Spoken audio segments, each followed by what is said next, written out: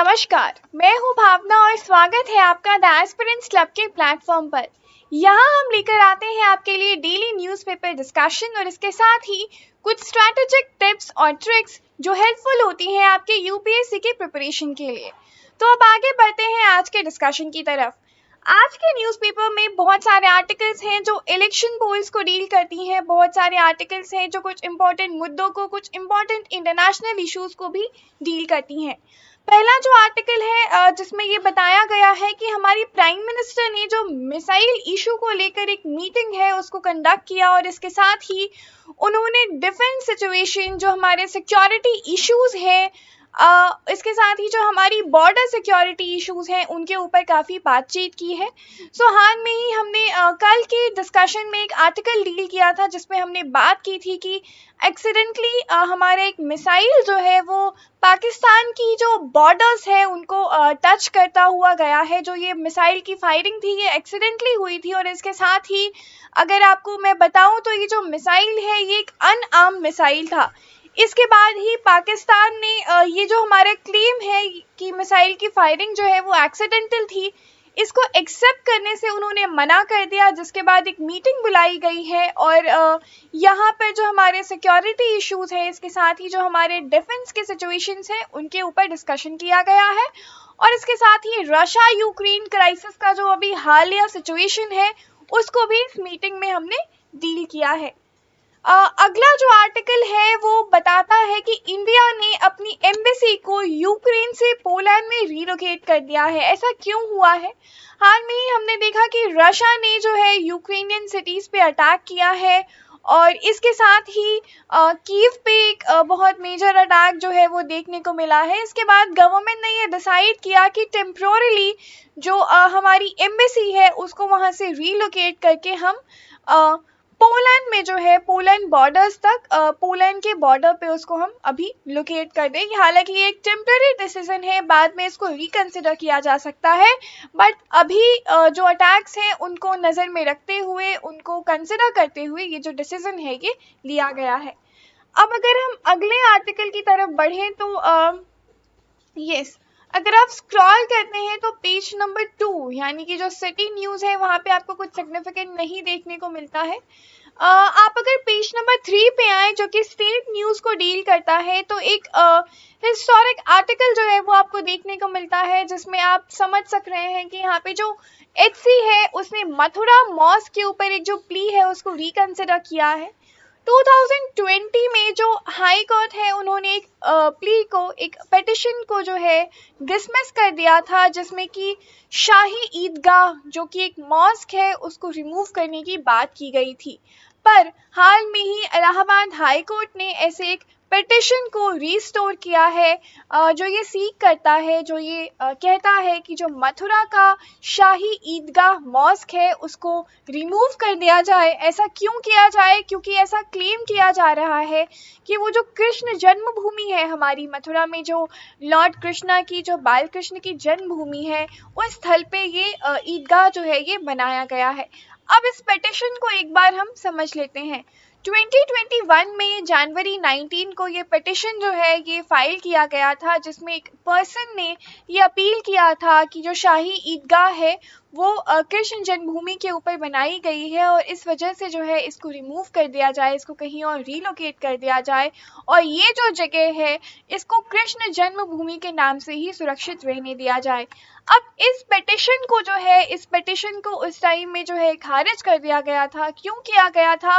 क्योंकि जिसने ये पिटिशन फाइल की थी वो प्रोसेस के अगेंस्ट एक प्रोसीजरल जो रूल्स हैं उसको एडहर नहीं करता था, उसके जो समकक्ष जो है वो खड़े नहीं थे और उन्होंने खुद ही इस पिटिशन को लेकर वो अपीयर हुए थे, जबकि रूल ये कहता है कि उनको एक लॉयर के साथ जो है वो जाना चाहिए था। इसके बाद कुछ इमीडिएट एक्शंस जो है वो लिए गए और पूरे प्रोसीजरल ट्यूनिंग के साथ जो है इस मामले को वापस जो लोग हैं वो कोर्ट में लेकर गए और अभी रोस्टर के हिसाब से जो 25 जुलाई 2022 है उसमें इसका डिसीजन जो है वो आएगा। फिलहाल के लिए इस पिटिशन को रिस्टोर कर लिया गया है। तो अब हिस्टोरिकल सिग्निफिकेंस क्या है उसको हम समझते हैं।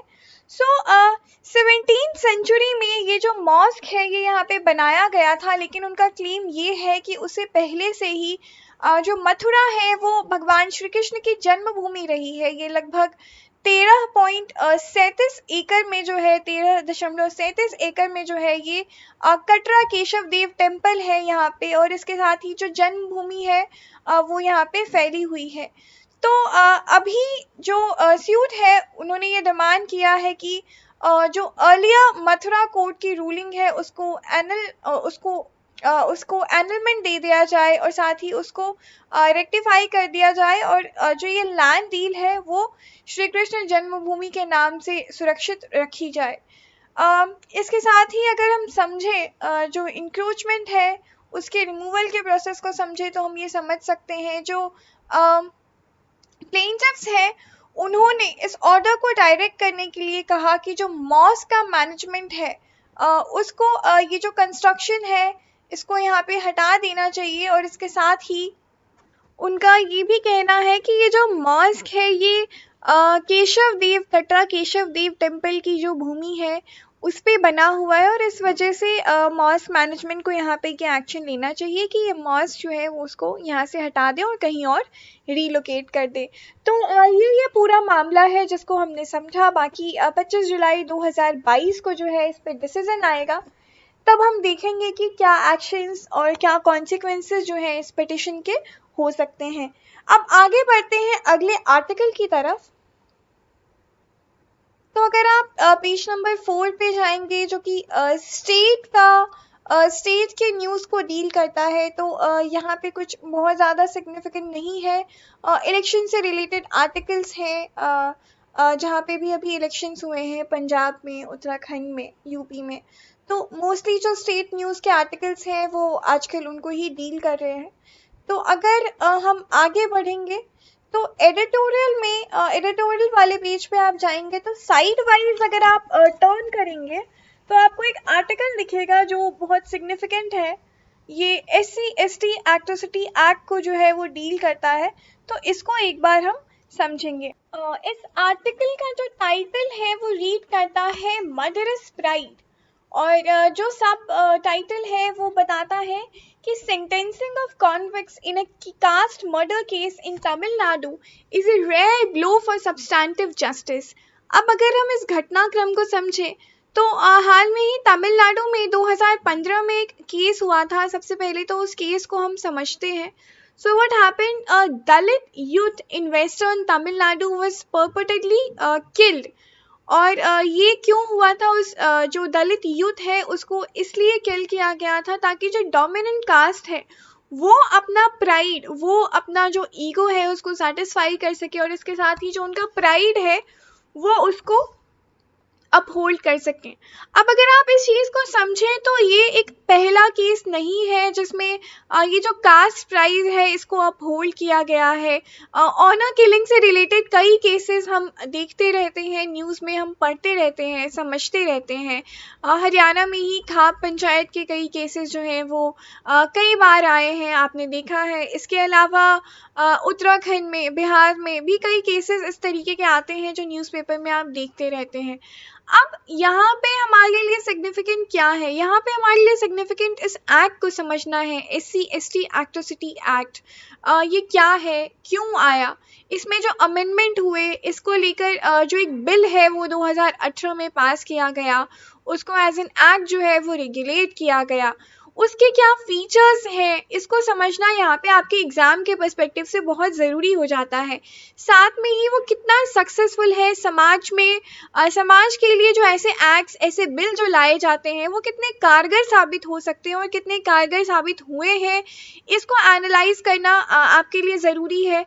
ऐसे कुछ टॉपिक्स आपके एसेज में आते रहे हैं जिसमें आपको एथिकल डायलेमास के तहत इन केसेस को सॉल्व करने की ज़रूरत होती है, या कई बार एज एन अगर आप सर्विस में हैं या अगर आप अपना एथिक्स का पेपर देखें, केस स्टडीज़ देखें, तो ऐसे कई डायलेमास आपको दिखेंगे जहाँ पे आप ये समझेंगे कि जो कोई एक्ट या बिल का रेगुलेशन है उसका सोशल रेगुलेशन, उसका सोशल एग्जीक्यूशन और साथ में ही उसका एक करेक्ट एथिकल वे में एग्जीक्यूशन करना कितना ज़रूरी हो जाता है, इसको हम इन कुछ मुद्दों को हम इस आर्टिकल के तहत जो है समझेंगे।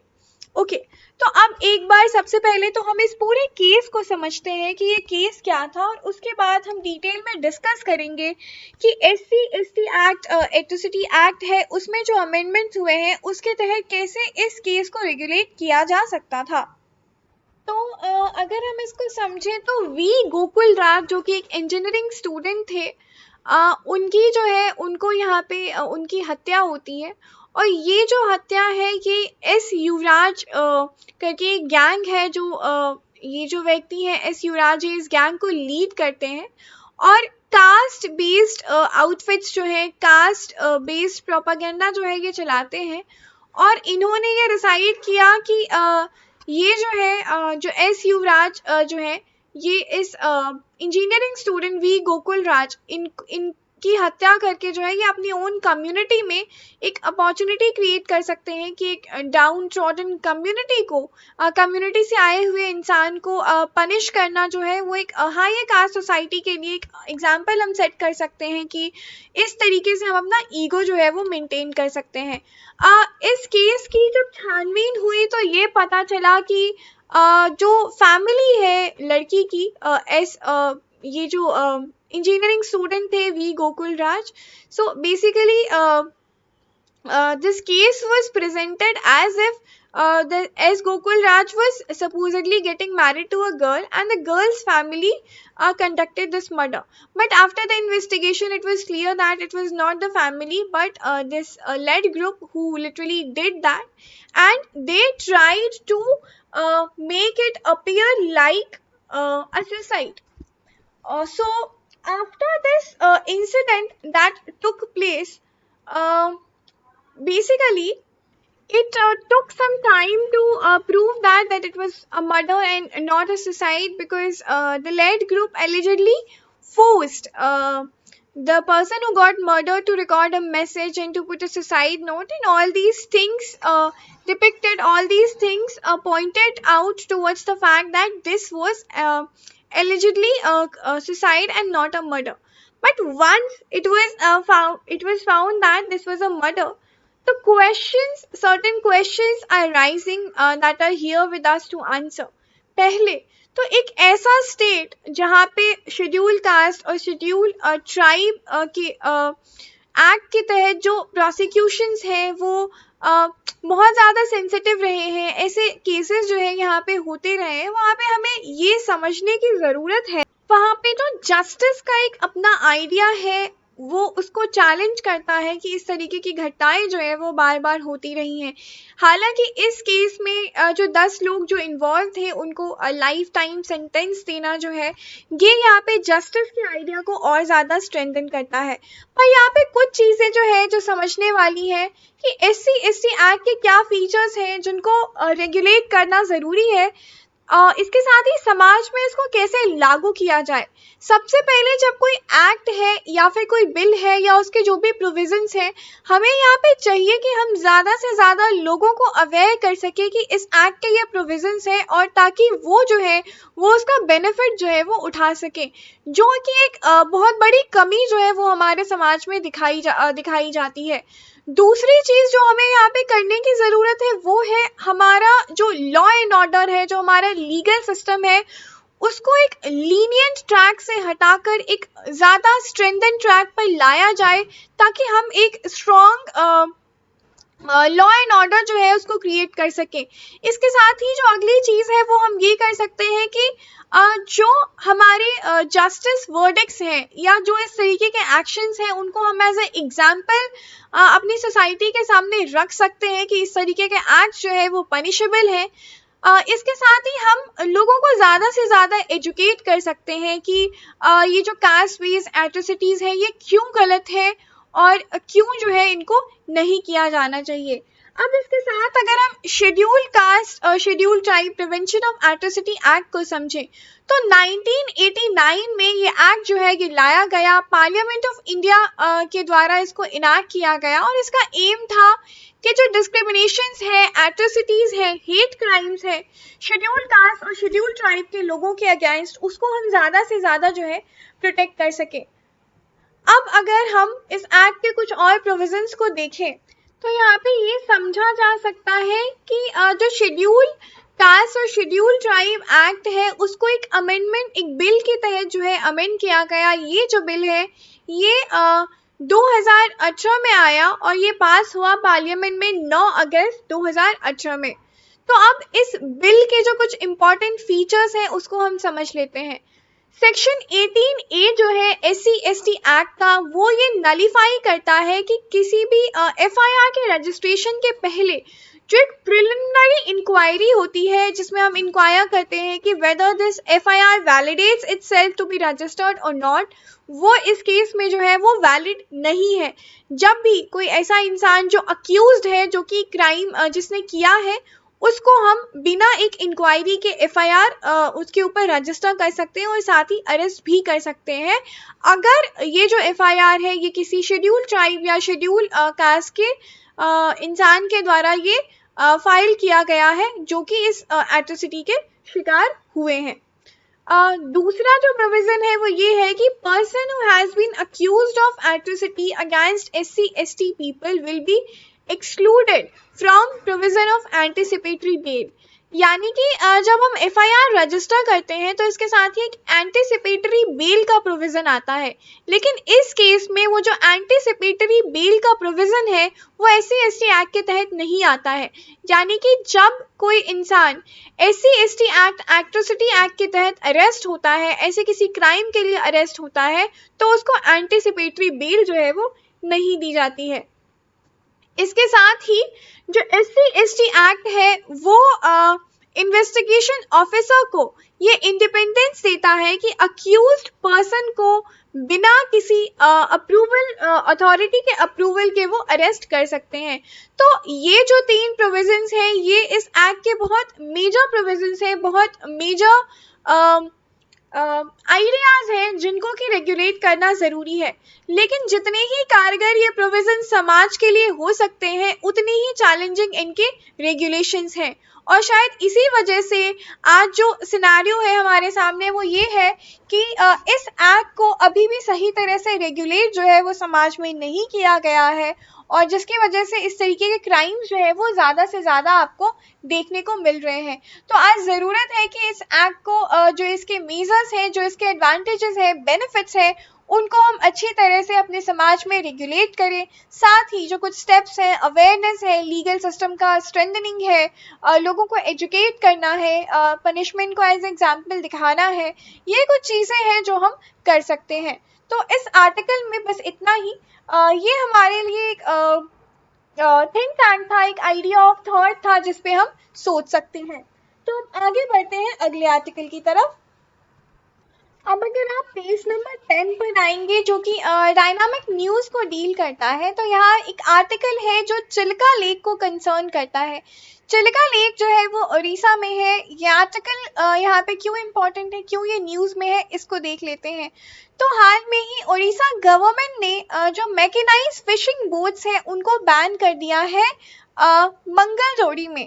तो ये जो मंगल जोड़ी एरिया है जो कि चिल्का लेक को बाउंडर करता है, कवर करता है, वहाँ जो माइग्रेटरी बर्ड्स हैं वो एक उनका इम्पॉर्टेंट लोकेशन जो है उसके रूप में इसको समझ सकते हैं।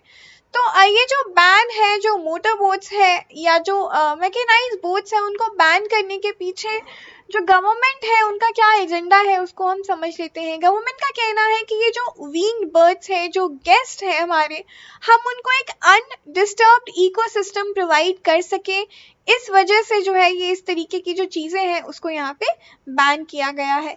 इसके साथ ही जो उड़ीसा हाई कोर्ट है उन्होंने ये भी कहा कि ये जो बैन का जो प्रपोजल है इसको अच्छी तरीके से इम्प्लीमेंट किया जाए। साथ में ही जो फिशरी डिपार्टमेंट है और जो इसके साथ ही वाइल्ड लाइफ डिपार्टमेंट है उनको कंसल्टेशन में दिया जाए, ताकि ये जो प्रपोजल है इसका इम्प्लीमेंटेशन, इसका रेगुलेशन एक तरीके से हो सके। अब अगर हम चिलिका लेक के बारे में कुछ बातें यहाँ पे समझ लेते हैं। चिलिका लेक जो है उड़ीसा का एक बहुत ही इम्पोर्टेंट लेक है। आपके जोग्राफिकल सिचुएशन के हिसाब से, एग्जाम पर्सपेक्टिव से इस लेक को समझना आपके लिए बहुत ज़रूरी हो जाता है। कई बार इससे रिलेटेड क्वेश्चन जो है वो प्रीलिम्स में आते रहे हैं, तो फैक्चुअली भी आपके लिए इम्पोर्टेंट हो जाता है। ओके, चिलिका लेक सबसे पहले तो क्यों इम्पोर्टेंट है? अगर एक सर्वे की माने जो कि 2022 में कंडक्ट किया गया था चिलिका लेक के ऊपर, तो nearly 11 lakhs water bird and wetland dependent species visited this lake. इसके साथ ही Chilika lake is the largest brackish water lake and wintering ground of the birds in the Indian subcontinent. तो ये आपने दो चीज समझी कि चिलिका लेक जो है वो लार्जेस्ट ब्रैकिश वाटर लेक है और इसके साथ ही it is the ground for wintering birds in subcontinent. यहाँ पे लगभग 11 लाख वाटर बर्ड और वेटलैंड डिपेंडेंट स्पेशीज जो है वो इस लेक को जो है वो विजिट करते हैं। कुछ और इम्पोर्टेंट चीजें हम इस लेक के बारे में समझते हैं। तो चिलिका जो है वो एशिया का लार्जेस्ट और वर्ल्ड का सेकेंड लार्जेस्ट लैगून है। 1981 में चिलिका लेक को डिजिग्नेट किया गया था कि वो इंडिया का फर्स्ट वेटलैंड और इंटरनेशनल इम्पोर्टेंस को कंसर्न करता है अंडर रामसार कन्वेंशन। अब मेजर अट्रैक्शन चिलिका लेक का क्या है? मेजर अट्रैक्शन है Irrawaddy dolphins which are often spotted off Satpada island.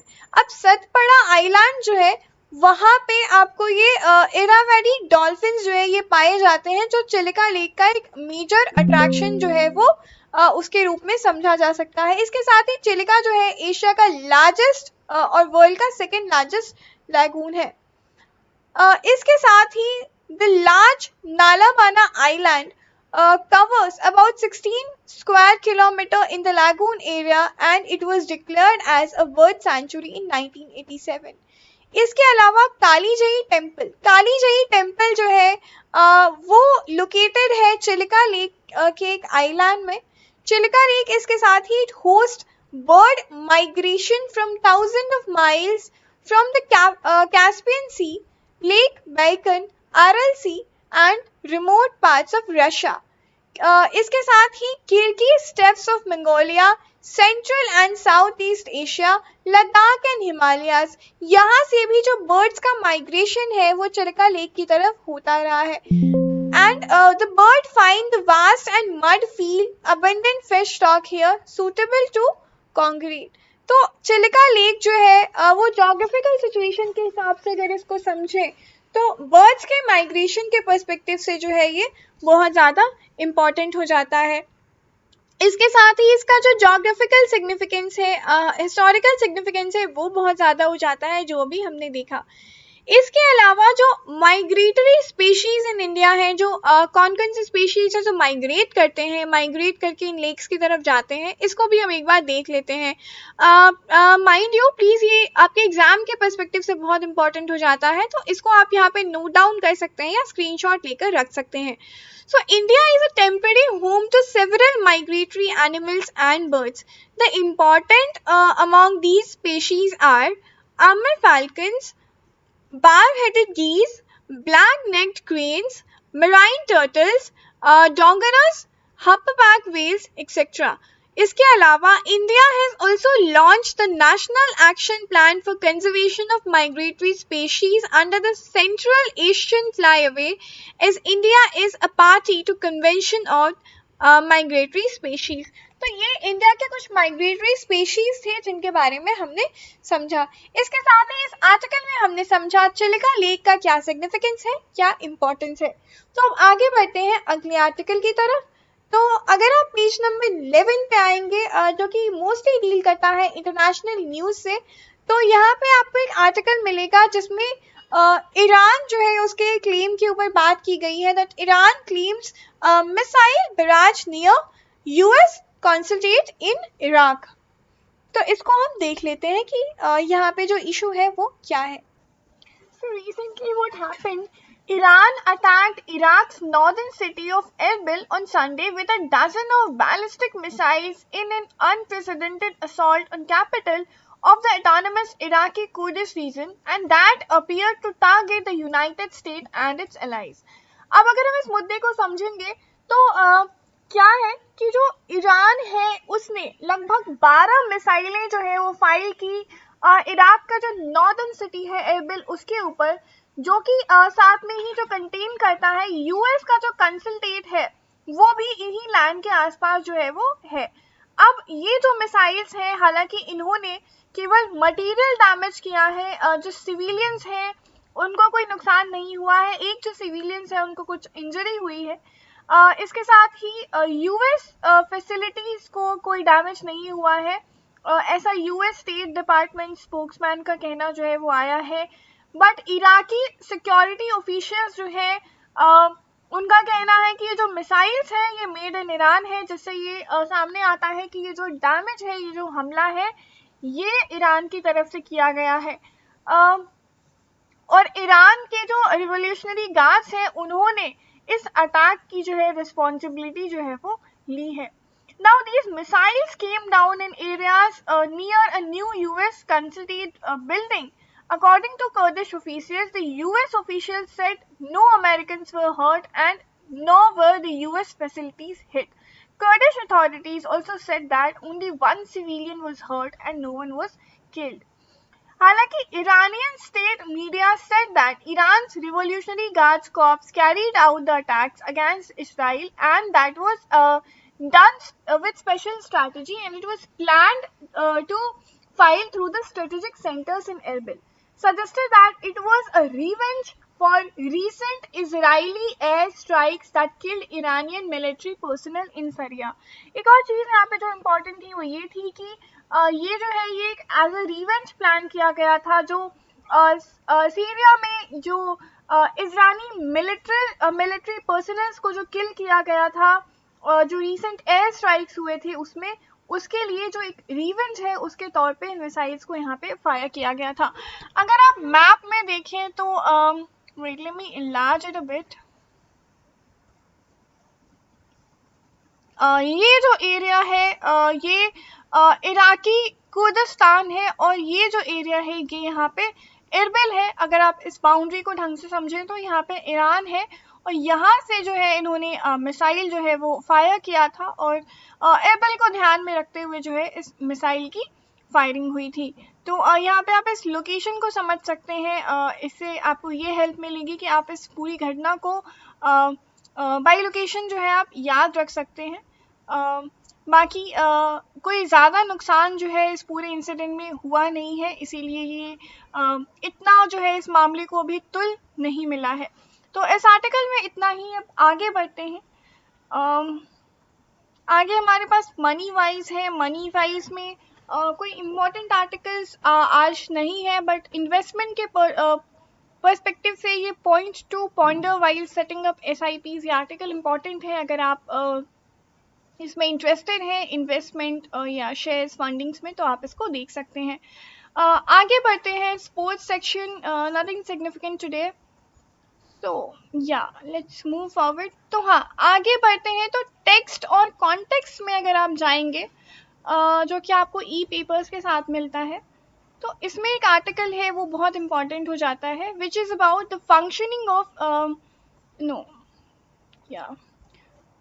हाँ, not this, yeah, let's move forward. Page number,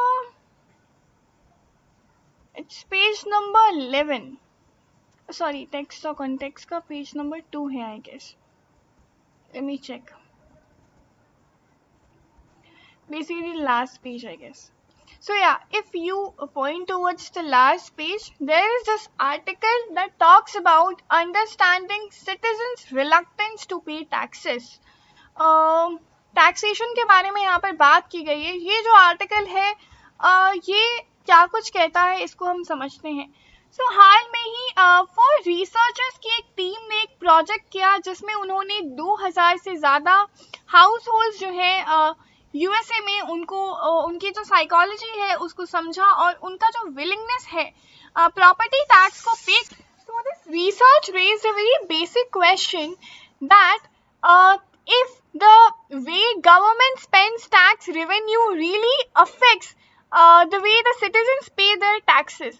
तो इसका जो रिसर्च के बाद जो इसके कंक्लूड्स आए थे, जो इसके रिजल्ट्स आए थे, उन्होंने ये बताया कि जो क्लासिफिकल थ्योरी है बेनिफिट बेस्ड टैक्सेशन का, वो ये आर्ग्यू करता है that willingness among citizens to pay taxes depend on the benefits that the tax payer expect to receive in return for paying their taxes. Now, according to this theory, people may be more willing to pay taxes if they believe that the money will be spent in a way that personally benefits them. और इस वजह से जो taxes हैं, they are not purely aimed at a redistribution of wealth. अगर ऐसा होता है that taxes are not purely aimed at redistribution of wealth, it may not appeal to a lot of taxpayers.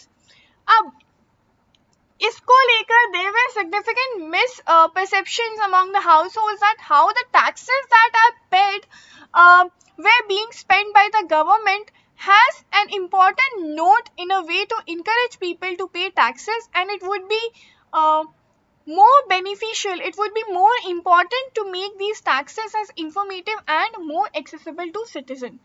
अगर जिस तरीके से हम टैक्सेस को इन्वॉल्व कर रहे हैं, जो हमारा टैक्स रेवेन्यू है उसको एम्प्लॉय कर रहे हैं, उसको हम रेगुलेट कर ले, तो जो टैक्स पेयर्स हैं उनकी साइकोलॉजी को हम बहुत अच्छे से यहाँ पे इंटरप्रेट कर सकते हैं और वो टैक्स को पे करने के लिए और ज़्यादा जो है वो विलिंग होंगे.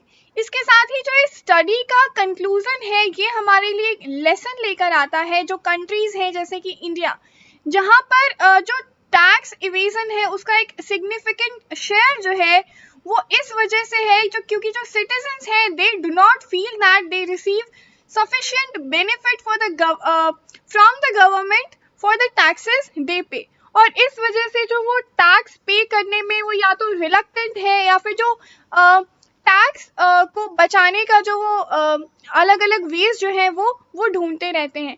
तो यहाँ पे इन चीज़ों को रेगुलेट करने के लिए गवर्नमेंट को चाहिए कि जो हमारा टैक्सेशन से रिलेटेड जो भी इश्यूज हैं, जैसे टैक्स को रेगुलेट करने से इश्यूज हैं, जो टैक्स रेवेन्यूज को जैसे हम स्पेंड करते हैं, हम उसको रेगुलेट करें, उसको इस तरीके से रेगुलेट करें कि जो मैक्सिमम बेनिफिट्स है टैक्सेशन का उनको हम रीडिस्ट्रीब्यूशन के तहत जो है टैक्स पेयर्स को दे पाएं.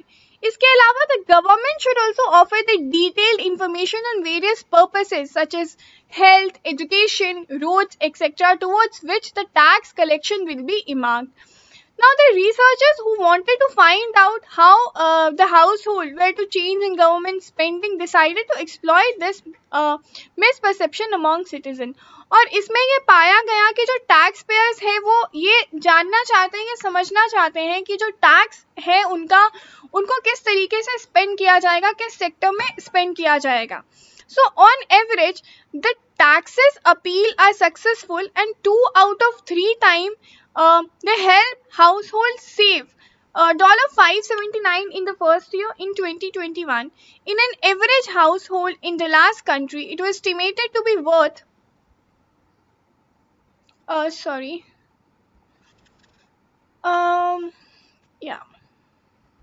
Okay, so I was on this finding of this research that was done on the tax appeals. So हमने ये देखा कि 2021 में एक एवरेज हाउस जो है द लास्ट कंट्री में it was estimated to be worth $327,690 and it was supposed to pay $6,370 in property taxes, which represented an effective property tax of around 2%. Okay, तो इसके अलावा once these households were informed that the government spent a larger share of their taxes towards funding public education, there was a significant change in the behavior.